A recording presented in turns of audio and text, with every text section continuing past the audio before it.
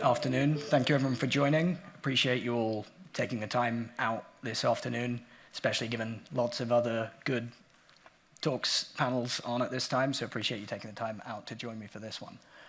So this is an interesting topic, and I want to share some insights really grounded in what am I seeing on the ground working with different service providers looking to make impact with quote-unquote AI in the context of not just CX, but broader than that, but we'll focus on CX. It's in the context of a lot of technological change and a lot of hype and a lot of things that you may see online from consumer-facing applications and services being built on different models, different capabilities.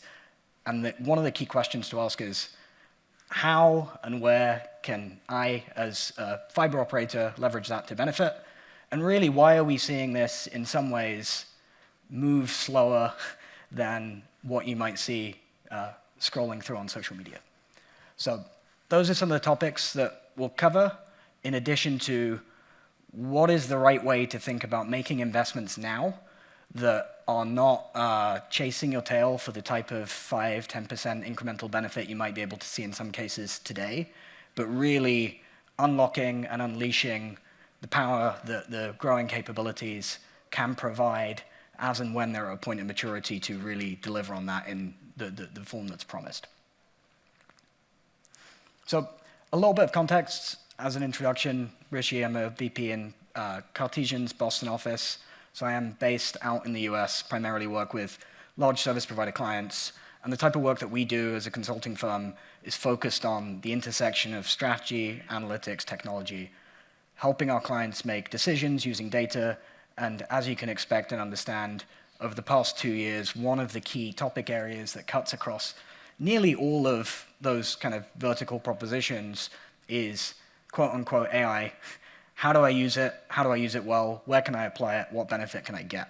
So one of the areas that I've been spending a lot of time on with a couple of different clients, but one deeply in particular, is thinking about how to leverage large language model capabilities to benefit across the organization.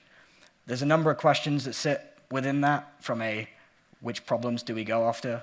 How do we set up the technology platform in ways that can drive benefit? And then how do we measure value, and is there a return on investment? So setting this up end-to-end has been a key part of the last 2 years and where I've been spending time. And there's certainly some items that have been, I'd say, either missteps or chasing down some alleys that might not yield value. And then there's certain elements where now I think we're building conviction that investments in certain areas and picking the right types of application that accelerate those investments, which would have a self-reinforcing benefit, is the right place to focus, even if today you're not seeing kind of huge amounts of impact from just give everything to an agent, it will do everything for you. That's not the reality of where we're at.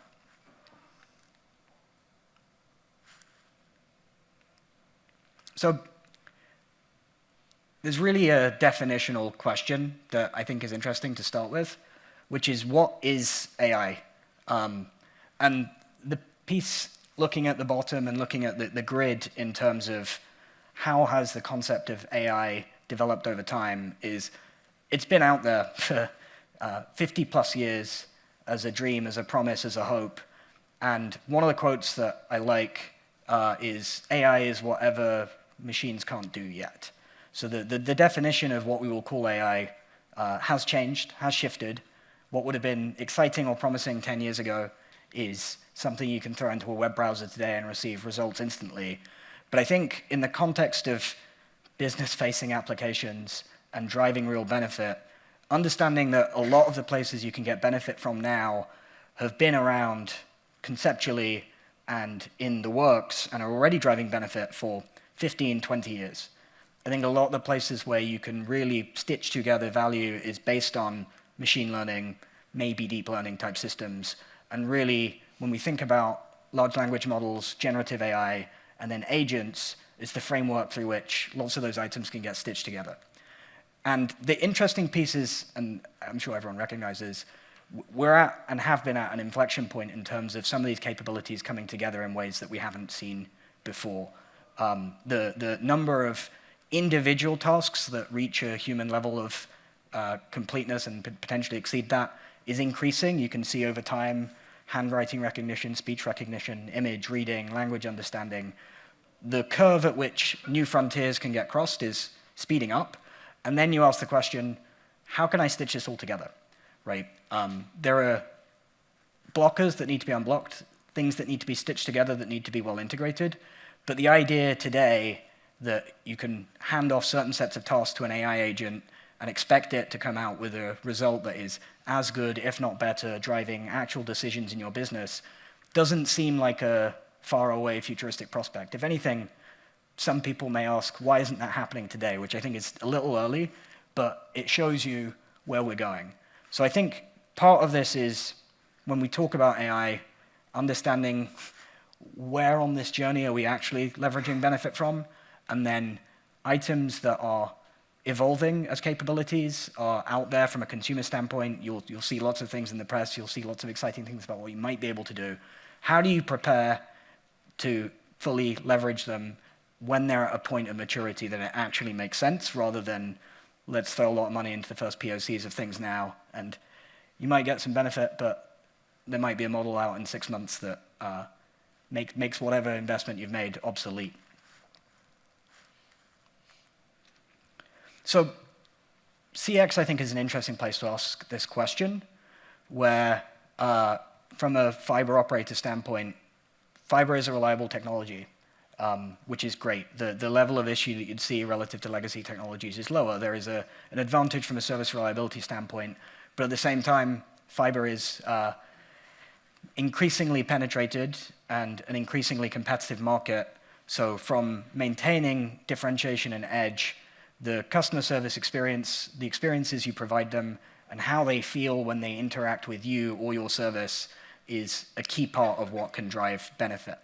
In a world where homes passed isn't the primary thing that is being shot for right now, you need to get those activations, get that revenue. Making sure that you keep customers and keep them happy is important. And this is a way that fiber can leverage technology to do so without needing armies of people. Hopefully you can augment the people that you've got and get them to be even more capable. So there's a few areas highlighted that I think are interesting places to look at AI applications. So proactive issue resolution, figuring out what's wrong, where, rapidly deploying either the fix or action that's needed to address that. Digital experiences, if someone is experiencing an issue, comes to a customer touch point, what messaging do they receive? Can you route them to the right place quicker? Can you tell them, I already know what the problem is, here's an offer for you, we'll have it fixed within 2 hours, whatever it is. Autonomous service agents, so this is a little bit more kind of the evolution of the chatbot, the evolution of, if you think about the ability for models now to synthesize voice in a way that sounds human to some degree, is there capability for certain types of function to be performed completely autonomously? Possibly. Do you want that? That's a separate question. To what extent, in what cases, and where does it make full sense? But it is a capability that could be enabled and targeted. And then smart offers and mitigation. This cuts through what I've already spoken about in terms of how can you proactively kind of get the customer what they need and what will keep them satisfied without them needing to complain for 20 minutes to receive a credit or something along those lines.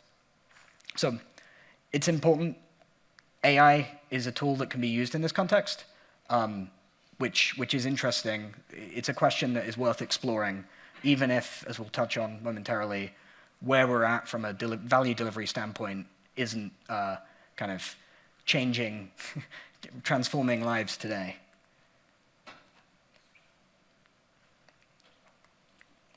Okay, so this is kind of the curve of starting in the bottom left. I'd say first time most people have played with ChatGPT or a tool like that, and seeing a single box interface being able to spit out a lot of reasonable information very quickly may have been a light bulb moment.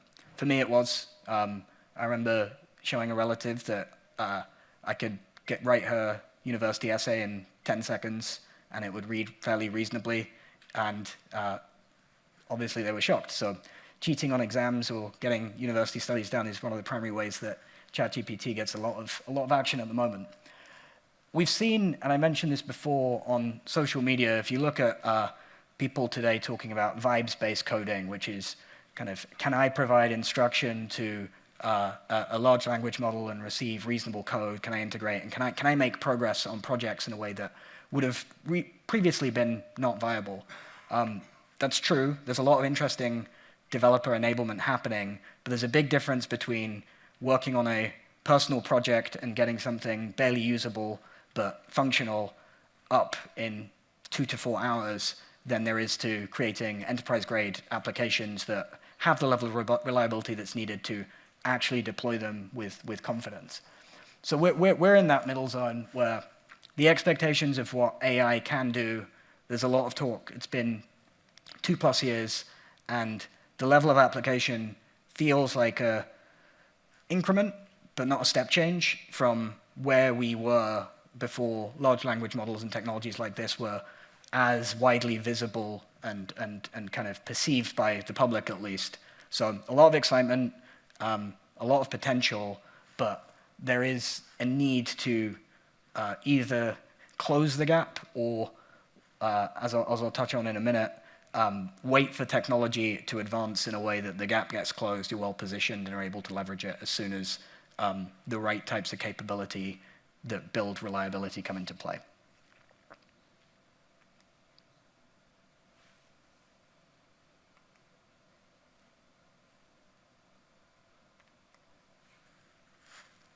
Okay. Hopefully I didn't press that too many times, but we'll see. So some of the challenges, reality versus expectations, as I mentioned, have been working with large service providers. One of the cases that we've been working on is the internal LLM enablement. So from a security, privacy, wanting to not release sensitive data standpoint, a lot of companies are building governed and guardrailed access to large language models in a way that meets those requirements while still providing the capabilities to end users, teams. So this is a kind of horizontal function that serves all business units, cutting from sales, marketing, folks focused on customer experience, developer teams to some degree, building documentation, etc. And one of the most interesting pieces is the lack of articulation when a business stakeholder comes with an idea that they have for an AI application. Everyone wants somewhere, even if it's not a particularly sensible idea. Lots of teams are doing their own thing, so getting access to models that might not be within policy, finding workarounds in order to access the public-facing large language models and come and say, look, this is really cool, why can't you do this? And the answer is, we're not going to put data that sensitive into these models. That's against the policy. So there's a degree to which the expectations of how do I articulate where I'll get benefit from a use case, what is needed to provide that, and making sure that the end user actually understands what they'll get and that it will drive business benefit is one of the challenges that we've seen. And even with extensive education process, there is a degree to which large organizations, everyone wants some help somewhere. Not all help is made equal. Really figuring out what the right governance and intake process is to prioritize the right use cases and focus on the ones that drive value is key. Integrations aren't built, and this is something I'll touch on in quite a bit of detail, and I think is one of the most important foundational factors, is to get intelligence to do anything, it needs to be close to where things are done. Either from a taking action or providing a recommendation. If it's not integrated into technician apps or visible to call center agents, it's not really useful. So a lot of the benefit is driven from both input data and making sure it's got the right level of information and context available in order to drive recommendations, to drive actions, to drive decision-making, whatever it is, in a way that is equivalent to what a human would be able to do or could surpass that, but also seamlessly integrated into either interfaces or applications in ways that are real. The cost versus performance, if you're using some of the latest frontier models, it can do certain things, but it's not necessarily cost performant. You can receive a certain level of output that is incredibly impressive, but if you look at it against something simpler that could deliver 90% of the output at a fraction of the cost, there is a question as to, just because you see a nail, is AI/LLMs the one hammer that you need to hit everything with?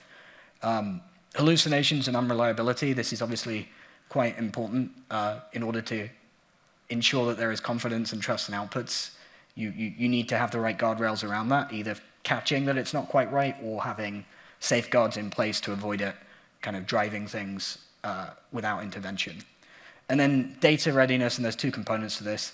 I'm US-based, so this is less of a problem in some ways, but in Europe, I think the data protection and how you make data available in a way that is regulation compliant and building the supporting infrastructure and pipes in a way that is consistent with that is work and is a barrier that needs to be worked through before you can unlock certain types of use case. And then value delivery measurement and standardization around that. How do you look at value? How do you measure value? How do you build in alignment between what impact does it have and what we're expecting it to have? Making one person's life easier and they really value it and they might be very senior isn't necessarily what this is for. And we've certainly seen a lot of that in cases where trying to adjudicate between different priorities is interesting. So there's a level of user education that is still taking place throughout businesses. And then I think the right-hand piece is something I think is important, which is one of the concepts that I want to hammer home is really an AI strategy is composed of two primary things in my mind, maybe three, depending on how you want to cut it. It's a data and infrastructure strategy. So what information do you need to make available at what grain, where, with what latency? And how do you do that in a way that is compliant, with clean data, and in a way that is avoiding duplication, so establishing clean sources of truth, so to speak, and ensuring that the same information is being used to power whatever application comes from it. The second is related to that, and part of the data strategy, one of the areas where we've seen a lot of foundational value and near-term value is how can you generate labeled data, right? And what exists now from a technology standpoint that enables better labeling of data that means you can feed whatever intelligent system more accurate information about what the resolution was, what it should have been, what we think may have happened, the richness of context that can be processed by kind of intelligence, and I prefer that term to AI given the definitional questions earlier, is greater than before. So if you can curate and carve out structured information, you can do more. There is a degree to which you can throw at anything, but one, that's more context and processing, and two, that creates some fuzziness. So I'll touch on some examples later of where we've seen targeted efforts towards developing labeled data sets that can drive real benefit when integrated into touchpoints. And the last piece from a strategy standpoint is where do you want to put it? Whose hands do you want to put it in? Which systems do you want to put it in? And marrying that up to the data infrastructure. So the mitigated as AI improves, I think the point here is if you have some of the foundational elements in place and the right infrastructure and clean data for key elements, you're well positioned to kind of advance as model capabilities advance, and I'll touch on that in a moment. So this is really the question, and this is drawn from a Sam Altman interview quote, so the head of OpenAI, which is there are two strategies to build on AI, and this was very much in the context of startups and asking which startups are getting killed by the next generation of large language models. And I think there's some lessons here that can apply to any business, really, that's looking to leverage these types of capabilities for their benefit, which is, do you try to make it work today? Or do you assume it will get better and put the right shell in place that means 2 generations of model down the line, you've got everything feeding into the customer touch points that you need in a way that you're not doing the heavy lifting, everything's in place. And that sounds like avoiding work, but the reality of it is building the scaffolding is a lot of work, and you wouldn't have a house without it. So the real point here is make sure that you're not just solving for edge cases, you're not either putting out applications where you expect a level of reliability that just isn't feasible given what comes out of certain models, or you're not spending your time looking to correct them through elaborate systems that may or may not be required in 6 to 12 months' time. Given the rapid rate of improvement that we're seeing from a task performance standpoint, it would be safe to assume that capabilities will continue to advance. And so that's why the preferred option really is to ride the wave.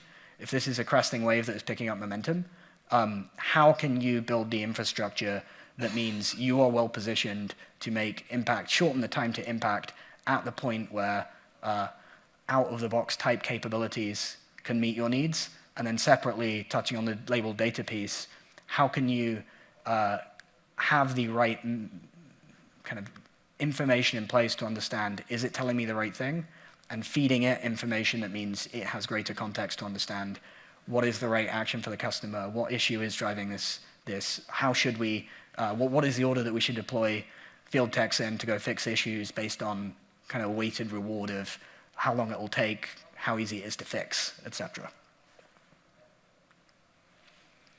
So this is touching on the customer touch points, and these are some of the ones where we're seeing success, which is agent tools, technician tools, and then self-service, IVR, proactive communications.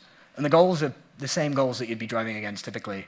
You want to increase customer resolution at the point at which people call in. You want to drive efficiency from techs, both fixing things in an efficient order and doing so relatively quickly. And then from a communication standpoint, this could be either proactive or reactive. You can provide communications to customers that can help mitigate some of the pain in their journey that may arise, or you can respond to them effectively when they come in, be that through digital channels, self-service channels. And the way I think about this now is putting a human in the loop does two things. One is how the workforce works today and will continue to for some time. If you can increase the efficiency of people and enable them, find the right match of issue to person, increase the ability for a person to resolve issues relatively quickly, and capture information about what happened in a way that is building towards that structured labeled data set that I mentioned, you are building a bank of information that you can feed into models, into systems, either to help improve what they deliver to you or evaluate their performance further down the line. And so this is really the one element where I think there's significant ability to process large amounts of context in. You could do it at full scale, you could do it in samples, but if you can curate a high quality set of labeled data that can serve a lot of use cases beyond where you're immediately able to drive value. So the information, voice, pictures of what's happening on site at a job, text, transcripts of conversations or any input that a customer provides, feeds of diagnostics and telemetry, so looking to correlate across these. If you can have that correlated against the outcomes as well, both resolutions and what happened, if we took a certain action, did we see improvements in customer telemetry afterwards in a way that indicates this was the right action to take, which is all the type of thing that is happening now. How do you expose this and correlate it to the customer touchpoints in a way that means you're enabling them to become more effective down the line? You use this to drive and calibrate those recommendations and build a reinforcing loop where if you're able to make things better, capture what the outcomes are, feed that back into whatever intelligence you're looking to deploy, make the humans in the loop more effective now, and that will begin from a value delivery standpoint sooner rather than later. And so one of the challenges, right, is there's a lot of data needed in order to enable intelligence to make decisions independent of input or context reliably. And I think this is one of the places that has been an area of work for a long time and continues to be, which is how and where do you want to correlate different data that may sit siloed across organizations, and fundamentally looking at everything all together at once at a level of grain that is customer level, at a level of grain that is small in terms of time frequency and as close to real time as possible. It's not easy, and it requires thought to both curate what needs to happen and build in the right organizational and operating model to bring that together. There are data teams, but this is not really solving a use case in a silo. This is trying to bring together what information is needed to do 5 things at once or more. And really, what I've seen in large service provider clients is the organizational inertia to do this and bring everyone onto the same page and figure out what is it that we need, cut through and align it to value, has been one of the key levers that enables you to drive success. And I think from a one, overarching data infrastructure standpoint, and two, how and where you collect and curate data labels that can power that ecosystem, pairing those two together, having a top-down strategy means that you can be well positioned to accelerate as capabilities continue to advance. And this is really the way I think about this from a CX impact standpoint. So the fundamental foundation is clean, reliable data, or as clean and as reliable as you can reasonably get it, right? Establishing a singular source of truth or understanding what the reasonable sources of truth are is one of the key pieces. And within that, you want to make sure you've got your privacy and security requirements covered, understand what the key data stores are, and define what those are within an organization. You can source things from different places, pick, validate, and understand what is trusted, who owns it, have a singular owner. Labels and information, important, and data quality, having the right governance and checks throughout. Sitting on top of that is then, how do you make that available? Where are you building the pipes from and to in terms of data hubs, so the lake house type architecture that's popular at the moment, where there may be federated access from different organizations, from different teams, but how is it made available in a similar way from a not quite centralized point, but a centralized teams all pull from similar places. Real-time pipelines and actionable data grains, getting that all stitched together is key. On top of that, you start to think about impact. So you have the models and decision engines. Some of these could be traditional ML models. Some of these could be even simpler. And you have the orchestration of what decision-making do you drive where, and try to simplify that and really push that through into agent user interfaces for insights and actions. And the way I think about this is, if you want to enable agents at some point to take over a big part of how you would operate from a service experience standpoint, you only really want to do so at the point where you're capable of having humans be incredibly effective and making sure that what you're pushing all the way through is trusted, reliable, and driving against outcomes in a way that is well understood, measurable, and you have confidence in. And so this touches on one of the elements that's been foundational to some of the use cases we've been working on. Really, one of the programs has been around reliability, and that cuts in a few places. So a single overarching cross-functional program with data coming from different organizations looking to drive at the point of customer interface. That could be proactive maintenance. That could be looking at kind of proactive capacity planning and looking at that in more dynamic ways. And then through customer touch points, how do you respond and treat customers? How do you handle them when they come in? And really, without the data and the source of truth that underpins it, the ability to cut across in a cross-functional way is challenging. The key idea that has been seeded and has been worked towards is kind of building a quote-unquote greenfield type approach where the federated data model and the way in which people interact with data, how that's made available, may only serve certain specific use cases, but you build out one use case at a time, reuse the same infrastructure, reuse the same data, maintain that understanding of what is both the source of truth, what is the source of intelligence. So you don't want to duplicate model capabilities either. If you've got one model that predicts churn for certain types of customer, you don't need to rebuild that in different scenarios. You want to reuse the same intelligence, stitch it together, and then make that available to either agents or recommendations in whatever interfaces. But I think the speed to develop, test, and iterate is one of the key elements. So finding the right balance between, okay, we need to build a foundation, we need to build everything, versus what are the key elements we need to power certain high-value applications that we can start to drive benefit from, and how can we use that to accelerate the roadmap that we need from an infrastructure standpoint. Getting those two things aligned is the balance of foundational capability versus future benefit that will pay dividends. And that's really the timing value, right? Because, as I said, lots of work, but you need to show some return. I'm sure that there's obvious, as I touched on earlier, excitement and interest in what can we do. Yeah, both framing expectations right, but also looking to drive near-term value is key. So high monetary value areas. Can we reduce truck rolls? Can we reduce inbound calls? Can we handle calls quicker?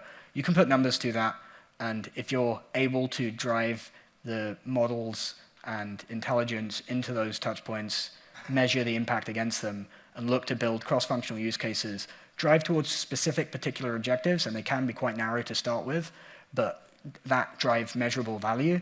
You use that to then move on to the next high-value thing, right? And if you're reusing the infrastructure and building on the data pipes in a building block type way, like Legos, stacking them up, the ability further down the line to do more and to enable more into agents or however you want to expose it is increased in a way that should be compounding. Okay, so one of the interesting examples, and this is touching on labeled data and how do you generate labeled data, is thinking about the role of field technicians and what they do. One of the interesting pieces that I've seen is in cases where it's economic to do so, actively looking to capture richer data about what happens and exists today. So there's a few ways in which this can happen.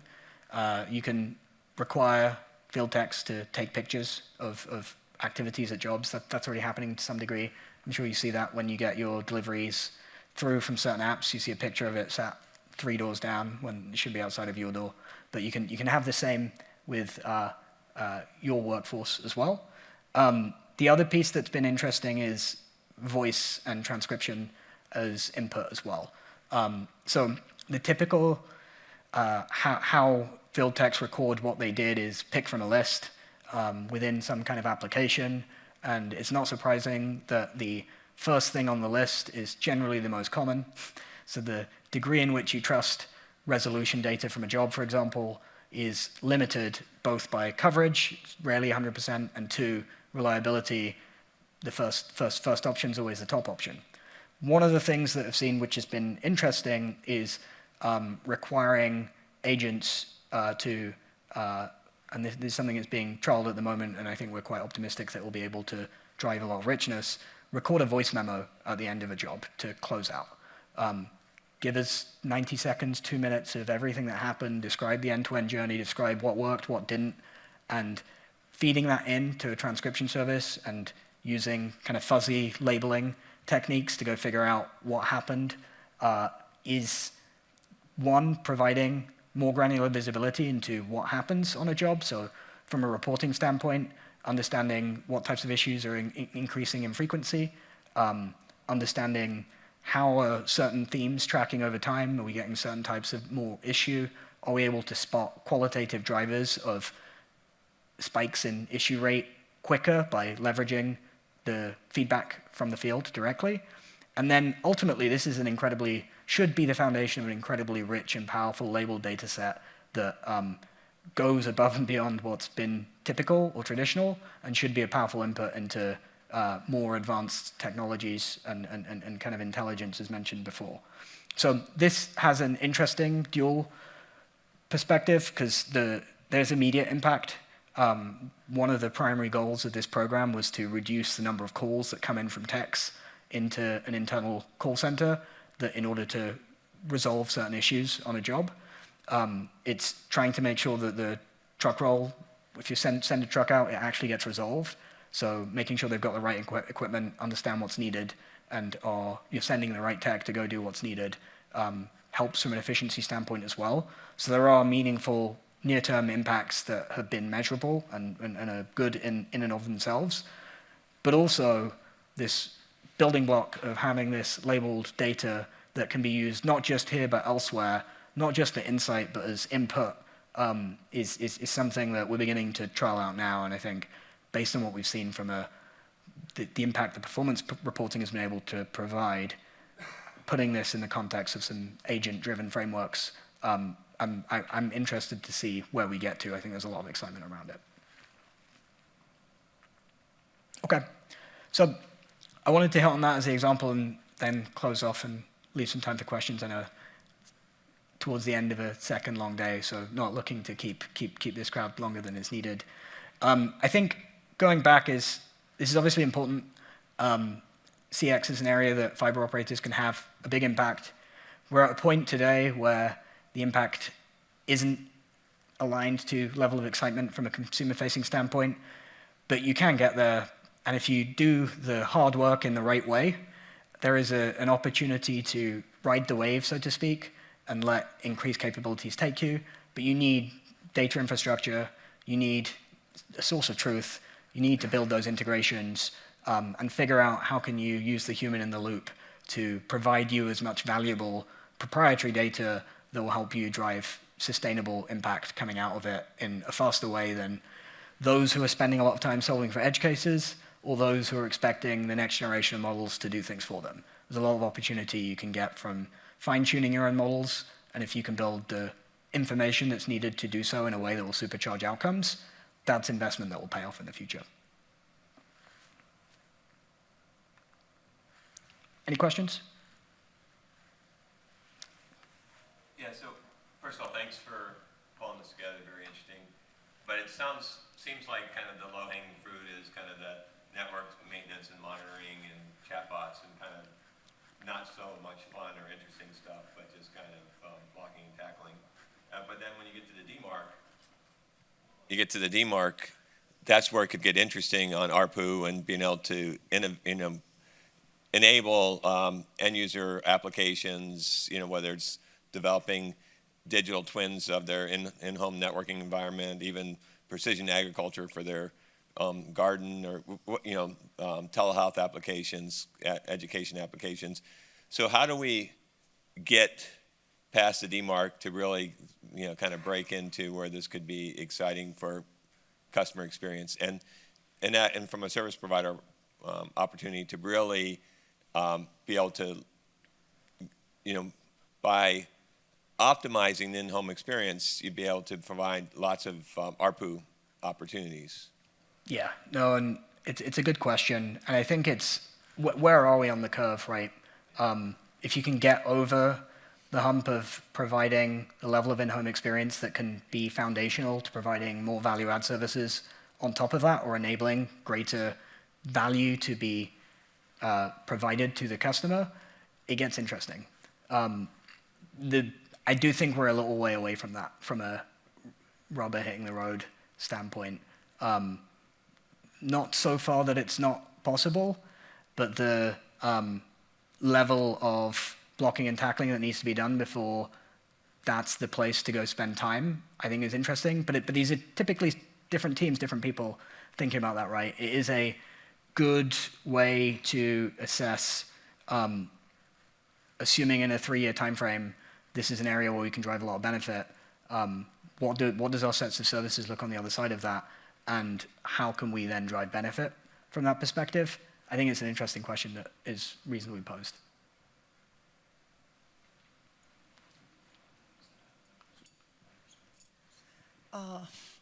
I don't want to ask a question, but make a remark, basically. I think we're looking at the picture from very small parts and trying to, if we are thinking about ARPU, is your organization's main objective to create more ARPU?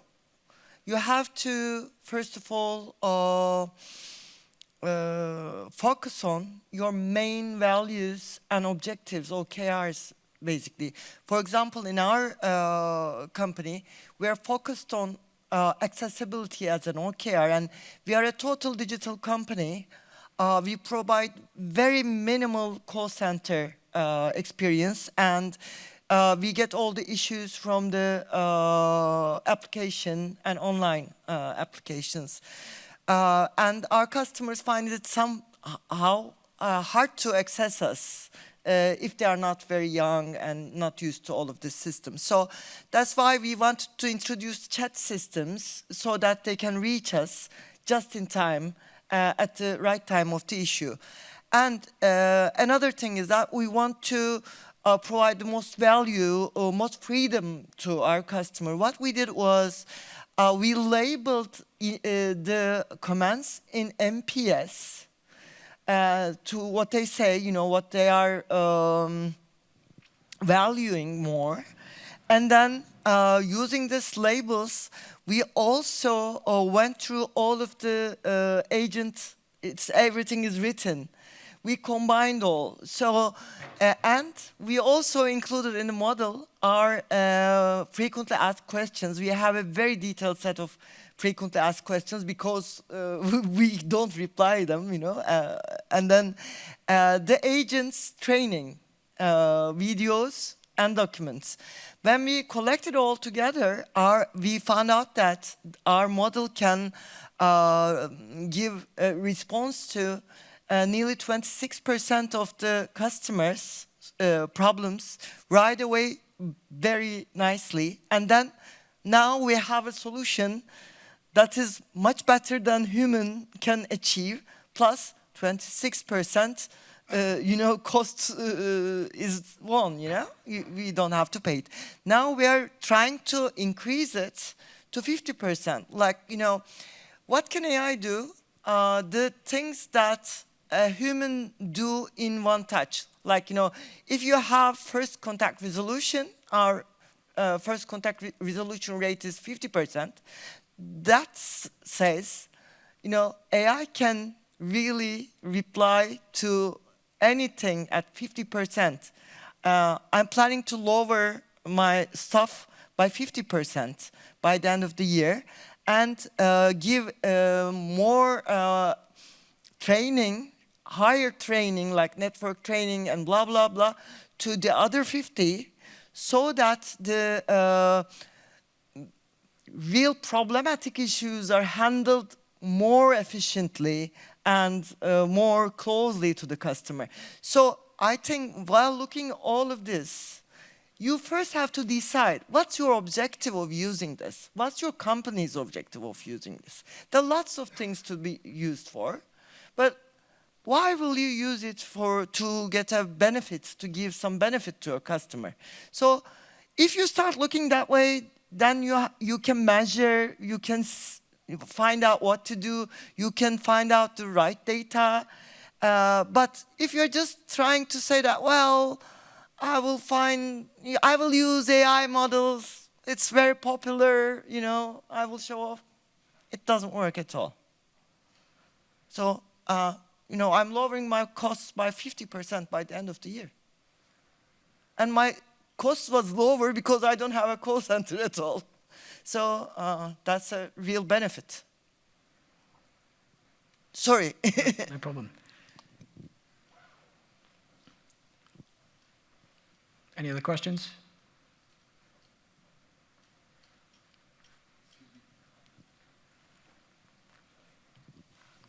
I just have maybe one spontaneous question listening to this lady. Is it really about, I mean, when we are talking about AI, is it really about lowering costs or maybe increasing efficiency? Have you measured, for instance, you're lowering costs 26%, whatever, okay, in terms of using chatbot or frequently asked questions, etc., etc. I mean, nothing new, relatively true. However, have you measured maybe churn regarding satisfaction of the customers not getting proper answer or not getting this touch or feel loyal at something like that?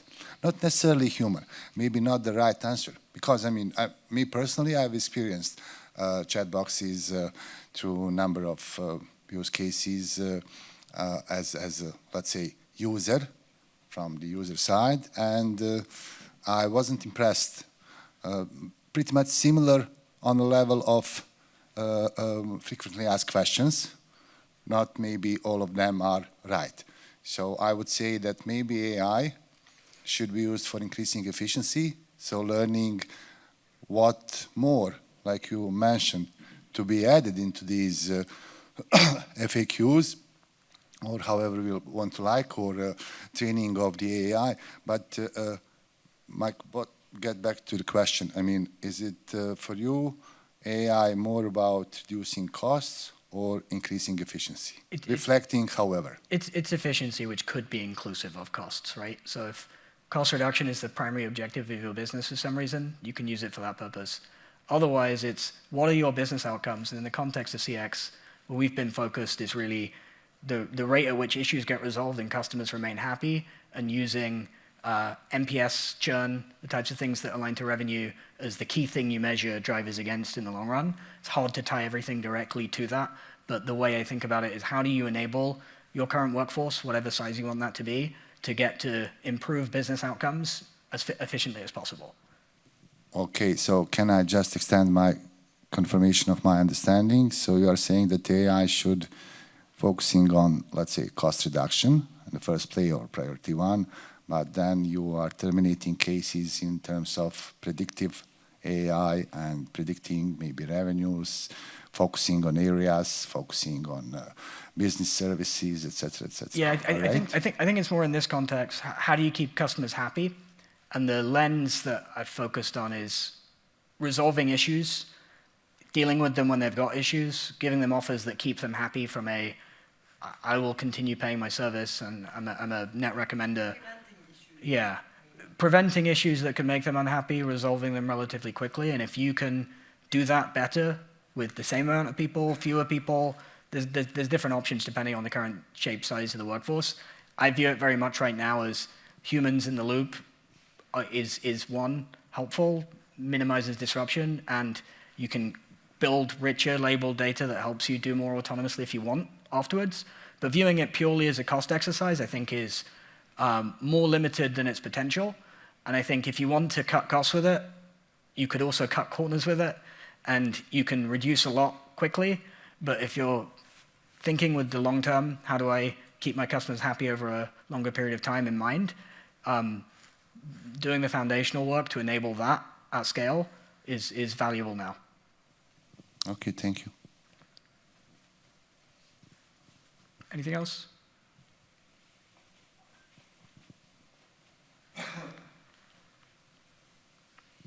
Thank you for presentation. Actually, in your presentation, you just said there are two possible ways to develop AI. One is on top. The other is somehow fundamentally to implement AI.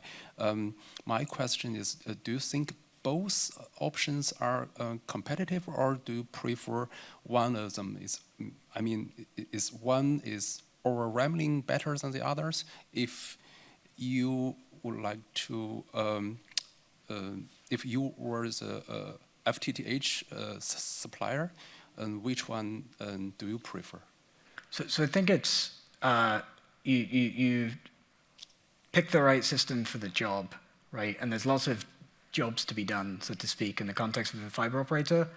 So how can you put the simplest system that gets the job done in place?